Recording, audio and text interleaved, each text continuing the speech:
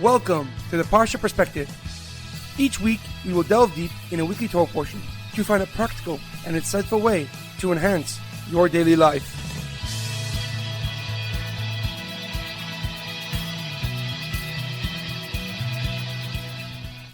Thank you for tuning in. My name is Rabbi Shalom Yamini, and each week we will look into the weekly Torah portion to find practical and insightful ways to enhance your daily life.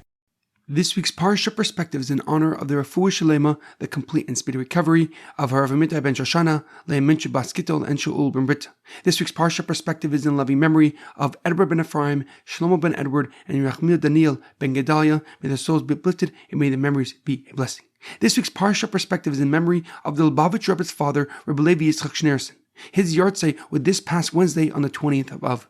He was an immense Torah scholar and Kabbalist who gave his life to preserving Judaism in the Soviet Union. In his honor, may we merit the coming of Mashiach and the ultimate redemption. This week's Torah portion is Parshas Eikev, Love and Fear. Our Parsha continues Moshe's final speech to the Jewish nation. He tells them that if they follow the path of Torah and keep Mitzvahs, they will be blessed above all peoples. He reminds them that they did not inherit the land due to their own righteousness, but because Hashem made a promise to our forefathers, Abraham, Yitzchak, and Yaakov. He recounts how he broke the luchos on his way down from Mount Sinai when he saw them sinning with the golden calf, the Egel Hazav. And he tells them the second paragraph of the Shema, where we are told the physical rewards we will receive for observing the Torah or the consequences if we don't, heaven forbid. However, a question comes to mind. In our Parsha, Moshe Rabbeinu tells us what God requests and desires from the Jewish nation. V'at Yisrael ma Hashem lekecha she'al mimach. What does God truly ask from you, children of Israel, says Moshe? Ki im liyira es Hashem lekecha leches bedrachav ulahava isai ulavad es Hashem lekecha b'chol levavcha v'chol nafshecha. Only to fear and walk in His path, to love Him and serve Him with all your heart and soul.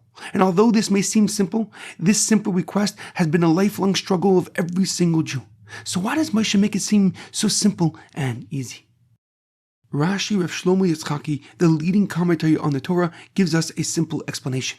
He answers that this is a simple ask in respect to God's love and compassion towards us. Moshe Rabbeinu is saying that fearing God and following in His ways is the least we can do for Him, for our Creator. He has taken us out of Egypt, He has given us the Torah, He has protected us in the desert, and hence in return we use the path He set for us and act like we are His nation.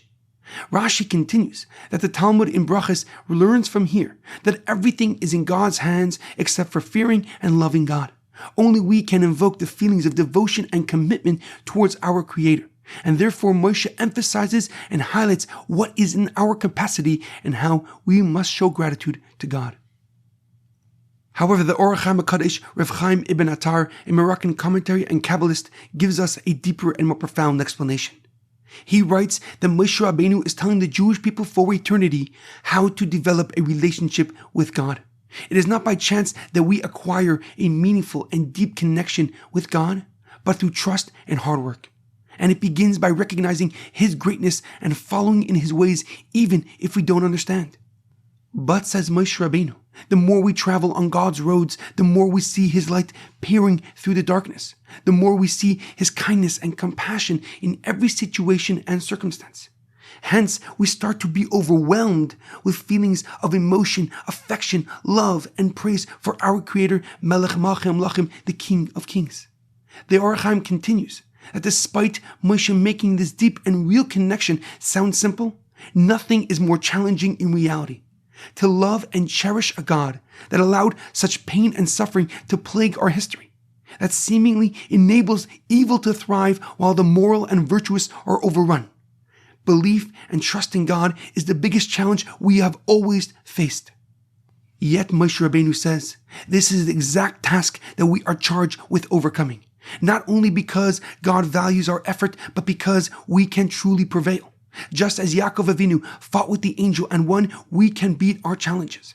As an inheritance, as a Yerusha from our forefathers, Abraham, Yitzchak, and Yaakov, we are given the ability to succeed, prosper, and grow despite the issues we may face. To surpass the immense darkness seemingly blinding all others and see the light of God in our daily life. The Yirachmiel HaKadosh's powerful and practical lesson was practiced by Reb Levi Yitzchak Schneerson, the Rebbe's father, Although in exile and physically weak, Reb Levi Yitzchak never stopped helping people. Whether they were seeking his holy advice or just looking for food, he went above and beyond for his fellow Jew. So in our daily life, it is imperative that we not shy away from attempting to beat our struggles and challenges, because there are only two results: overcoming our issues or learning how it can be done the next time. But dodging and avoiding our problems will not solve them in the long run, because the perspective we gain from challenging ourselves to improve and refine our nature is invaluable and priceless. Because even just admitting that we can be better is a tremendous step towards our ultimate success. There's a powerful quote about challenges. There is no challenge more challenging than the challenge to improve yourself. Have a great weekend and good Shabbos.